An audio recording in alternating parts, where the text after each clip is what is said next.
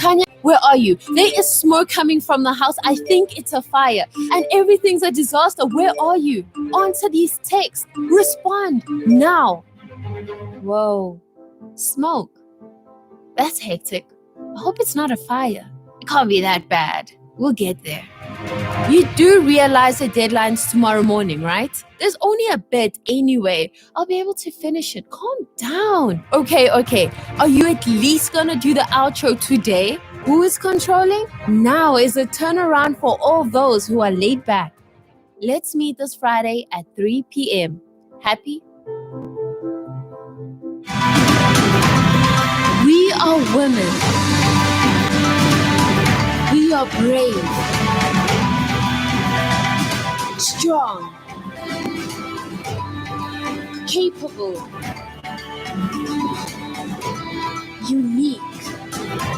We We are Women to Women.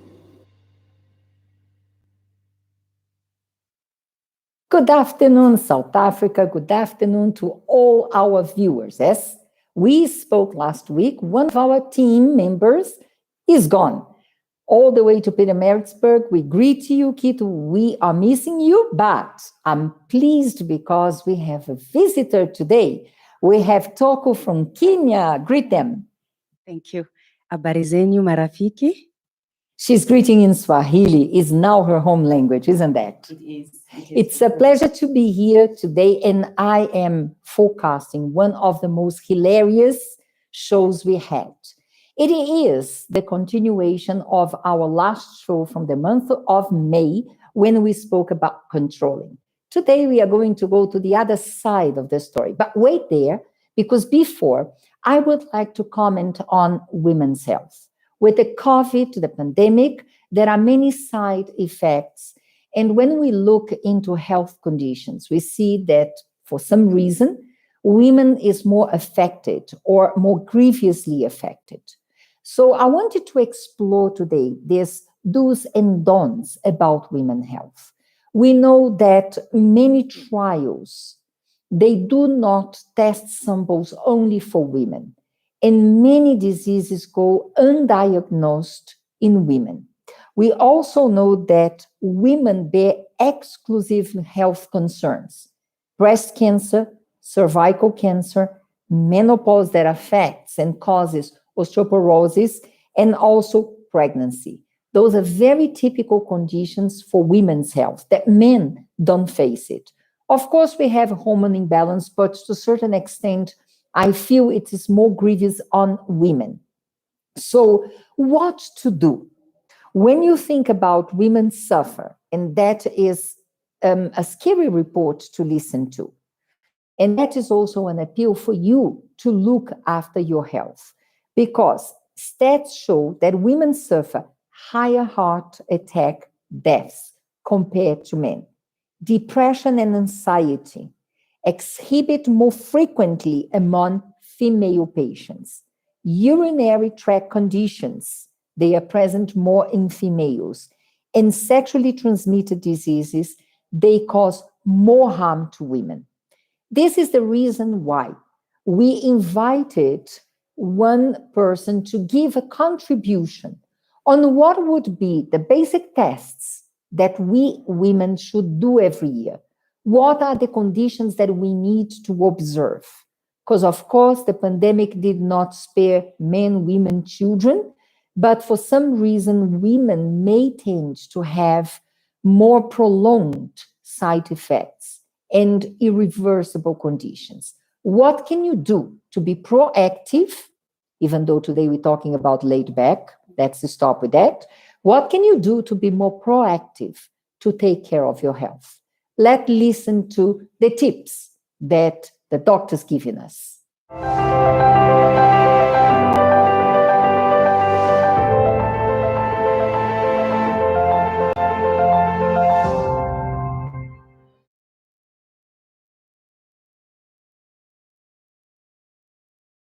I'm Monica Kulane. I'm an assistant. I'm a nursing sister.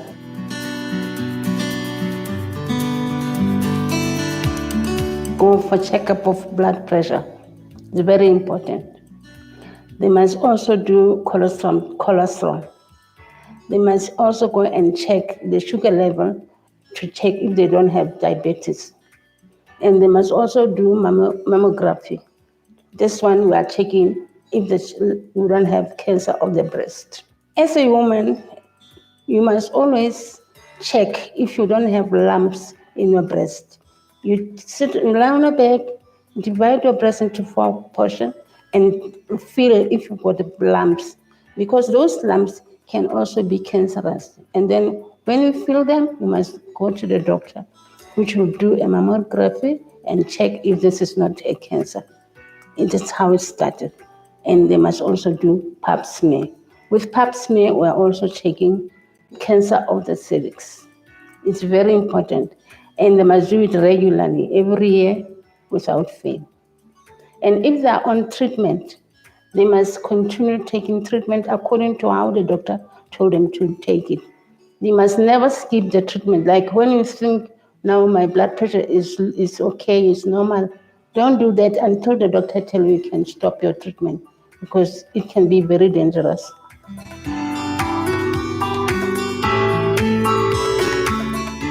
They must also take care of what they eat. With the COVID, it attacks everybody the same way, because it starts with headache, it starts with pain, cough, uncontrollable. You cannot even control yourself. Even the headache, that's why the doctors, when you come to the hospital and they find out you've got COVID, they will put you on treatment. One of them is painkiller. One of them is oxygen, because you're going to suffer from breathing. You're not going to be breathing properly. You need to be given oxygen. But it affects everybody the same way. I will not say that the women are better or the men are better.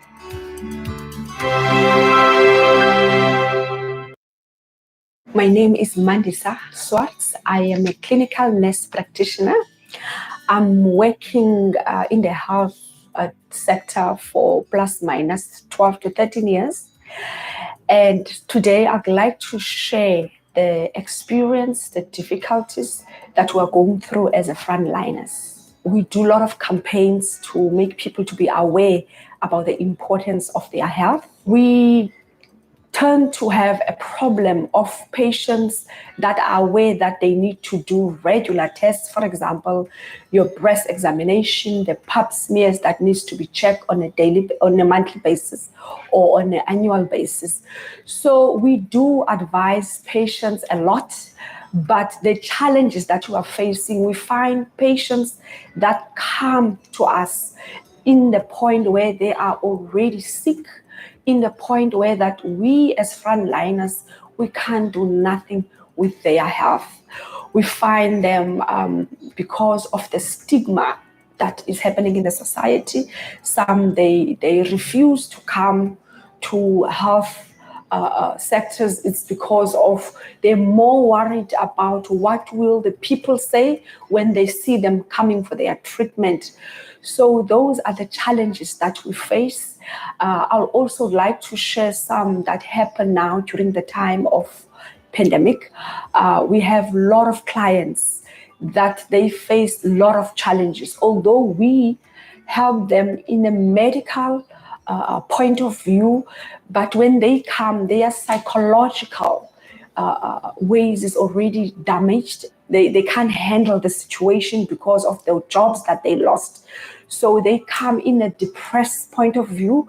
So it's a lot that is happening in healthcare sectors that we are going through.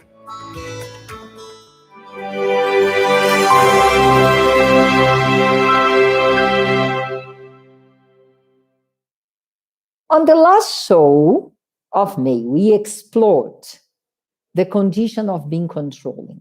And you probably identified if you are one or not. And I hope you have made your vow to change in that. Because just a friendly reminder, when we are controlling, we are trying to play God in our life and in the life of others. But we have the opposite. You remember in the show, you could identify the three of us. I was a rehabilitated controller.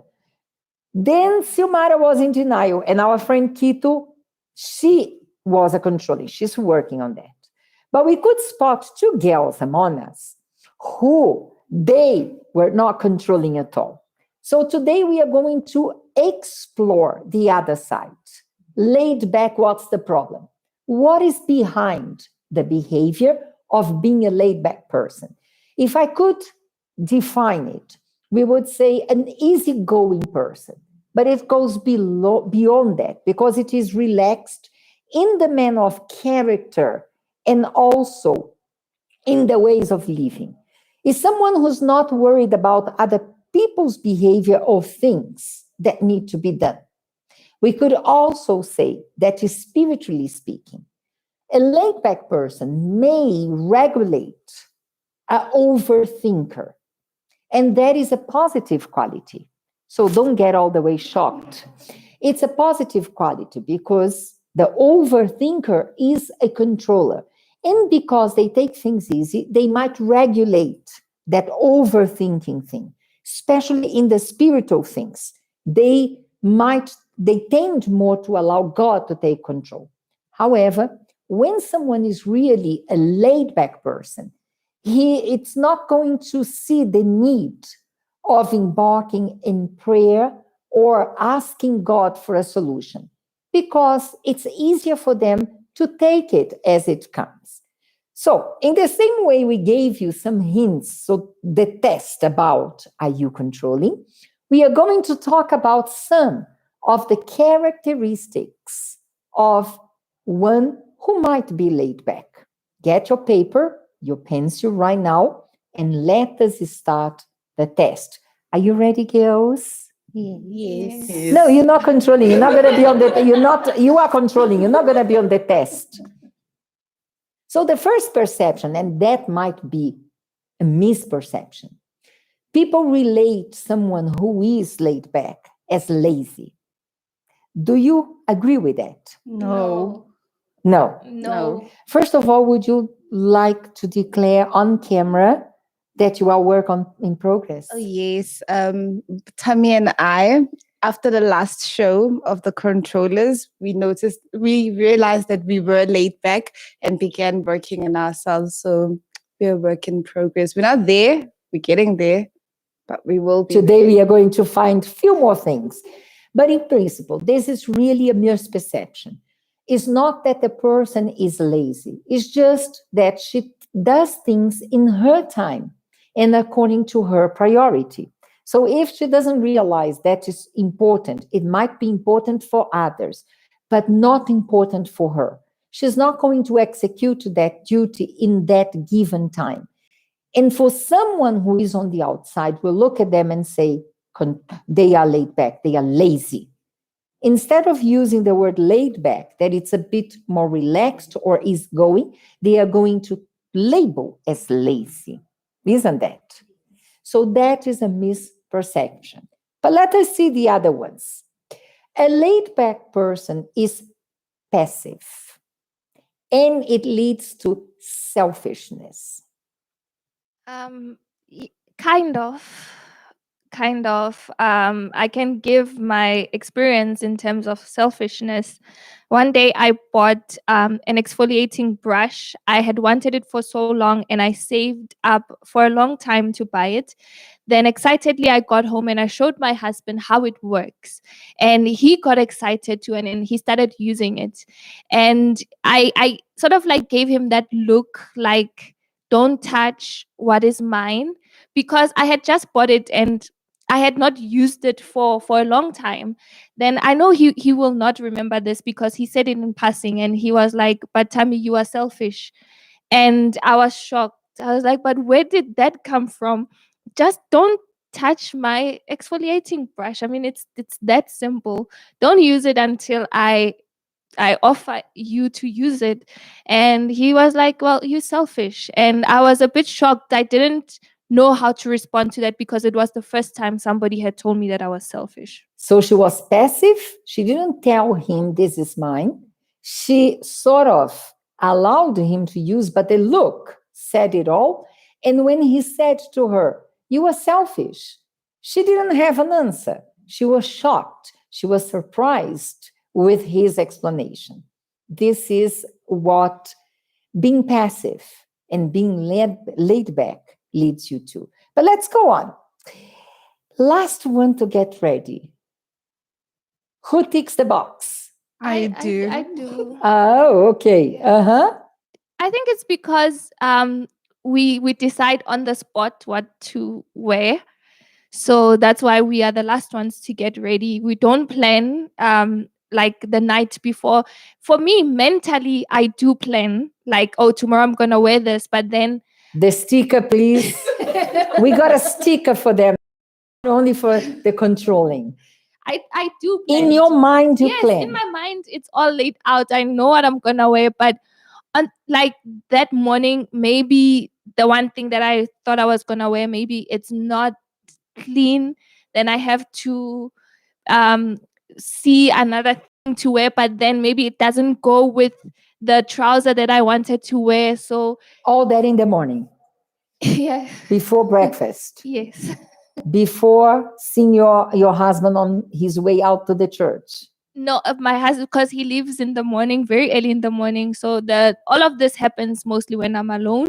But then sometimes he comes and he's like, "Why are you ironing in the morning? Why do you like to iron in the morning?" I'm like, "No, but what I had planned to wear is it's not clean, so I have to see like out." So that's why I'm the last one to get ready. Silmara, how is it your experience listening to this? I'll give some more time, okay?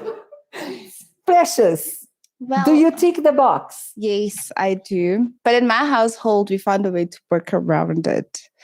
Yes, because my husband wakes me extra, like I wake up extra earlier. No, your husband found a way to Yes. work around it, not Okay, you. my husband found a way to work around it. So he will wake me up like maybe like an hour earlier because he knows then I'll be walking around. Like Tammy said, there are many times like I'd go through that. Like I plan the outfit in my mind. But then maybe I wake up and it's cold because I don't check the weather. And like controlling people check the weather. Like following days it's going to rain. It's just, I just get surprised. Like, okay, then I go outside, like feel the temperature, then I decide like, okay, so this is what I'm going to wear. So then he found a way. So he hides the alarm, like the watches around me for me not to know what time it is. And then I'll be there taking my own time. Then he's the other side getting ready. And by the time I finish, then I realize it's like maybe 25+4. And then, yeah, he counts me down like 10 minutes left, like 15 minutes, like 2 minutes, like 1 minute. And then when we get downstairs, sometimes I'm like so upset because I'm like, it's so early. And then he's like, well, if you controlled your time better, then we wouldn't go through this. Until now, you don't tick the box. Now, Toko is just appreciating all these explanations. Isn't that surprising? Very much surprising. I can't even hold myself. I didn't know I would hear this. There is more. There is more. The test goes on. So I hope you have taken notes about this. There is one that is characteristic of someone who's laid back. You shy away from confrontation. I do. Anyone who knows me, I don't know if there's anyone who can ever say I once confronted them about anything. I shy away from confrontation. I had to learn, of course, like with my husband and everything, but outside of my marriage, I have never confronted anyone. And if I were to be in that situation, I think I would have tears in my eyes. I would rather cry it out than to go and confront someone. But how do you feel about that? Knowing that maybe someone grieved you or someone did something wrong, you were supposed, when I say confrontation, also correction, okay? You needed to correct someone, but you can't. But what is the burden, emotional burden that it brings upon you? Well, for me, because I've been like this for so long that I've learned how to like think about it, and like in my mind I already plan like maybe if she could have done this, or maybe if I had done this, then we wouldn't be in this situation where I would have to correct or confront her. So in my mind it's already playing out, but I don't hold any grudges or any like bad thoughts towards the person. I already try to understand that maybe she did it because of something. And because already in my mind, I've already concluded that maybe she was not well today. She's just going through something. Already by me telling myself that, it's already enough for me to conclude that. In other words, you try to convince yourself that you make the right choice of not correcting, pointing out, or confronting. Yes. And you give yourself reasons of probable causes for the person to have acted in that way. Mm-hmm. And I think also I think we feel uncomfortable when we have to confront someone. So we will always look for excuses, even though we might be maybe in the right, but you'll look for excuses like, oh, maybe the way I acted, if I did this better, if I went there, okay, now let me sit down and think about future events that are going to come. What am I going to avoid for us to never have to go through a hurdle like this again? So I think we sometimes internalize a lot of our like emotions, grievances, because I remember growing up, it was one of the things that would frustrate my mom a lot, that I would always be crying and she'd be like, but why don't you just say like you don't like it, like you don't want to? But I'd always be that So child. that behavior brings frustration at the end of the Yes, day. it does bring a lot of frustration to yourself because sometimes you feel like they don't get it, like they don't understand. I remember there's a typical That's another thing, topic here. even with my lunchbox, sometimes she would pack like a lot of things. But because I couldn't tell her, like, no, I don't want that, like, I don't like it, I would keep it in my bag. And at school, I'd give people like my lunch. I'd be that child, like, do you want this? Do you want that? Like, and So it's an emotional shutdown. yeah, it's something that I also used to do in my first years of marriage. I just shut down. Like I won't say anything if something happens, like with my husband. Maybe it's like maybe an argument or something. I'd just cry. And then he'd be like, but then why aren't you speaking? And I'd be like, I don't know how to. It's just uncomfortable because a lot of laid back people cry. And it annoys us as well that when we want to express ourselves, we cry. So then we just get to a point of saying, I won't say anything. I'll just shut down. So it's not very relaxed as the definition. It brings us emotional burden. Yeah, it does, because it's very hard for me to express myself. It's very hard, especially if someone hurt me, for me to come and say, this is what you did, and this is how I felt, and this is what it did to me. The words will, like, just to construct the whole sentence will be very difficult for me. So to express myself, and I had that as well in my marriage, where my husband would say, but the problem with you, Tammy, is that you don't say anything. You are not saying anything. And I'm like, but I am. But it's like, no, you don't communicate in a proper way for me to know that you don't like this. So I used to take everything, and that used to frustrate him as well. And it used to frustrate me as well, because I would see how, like, when they say, okay, in marriage you have to communicate, you have to know how to communicate effectively. I can communicate, but not as effective as When it comes to a problem, when it comes to a problem. Then you can't. because I choose to shy away, and I've seen in my own life that is not good, by not being able to communicate effectively. So I had to learn how to calm myself down and speak and say what it is, because otherwise my husband won't know what he did wrong, and he won't know how to fix it the next time. Another one. You know you could put more effort, but you simply decided not to. It's not that you can't, but a laid back person says, I can go up to here. From this point on, not up to me. Who ticks the box? I do. The show is on them today. I think it's also part of that thing of, because when we go, I think, an extra mile, there is a certain confrontation that you get from people, because then people will be like, oh, you did that so well. Like, oh, why didn't you share? Like, I remember one instance when sisterhood was starting. Then we had the first task was for us to make dinner. Mm-hmm. Then I remember in my mind, I was like, okay, dinner, simple. I thought like I have to have a nice table setting and things like that. And then we had a board that we had prepared, and Miss Masa, like you said, I should prepare the board and would put the pictures. Then I remember someone came there and they pointed exactly at my one. Like, who did this? Like, why didn't they tell us and share? They're so selfish. They could have shared and told us like how to do this thing. And in my mind, the word is coming back, selfish. Yeah, I just kept quiet, and I was like, okay, but maybe the person didn't know you need help or anything like that. Then I remember I quickly thought, okay, maybe it was too much. So let me just do a little. And I think that's something that is also, it's a bad thing when you're very laid back, because in most situations that you can give more. I got frustrated many times knowing that I can go the extra mile, but just decide, like something in you just says, no, there's no need to. Okay, they say we must put it there. That's where they want it.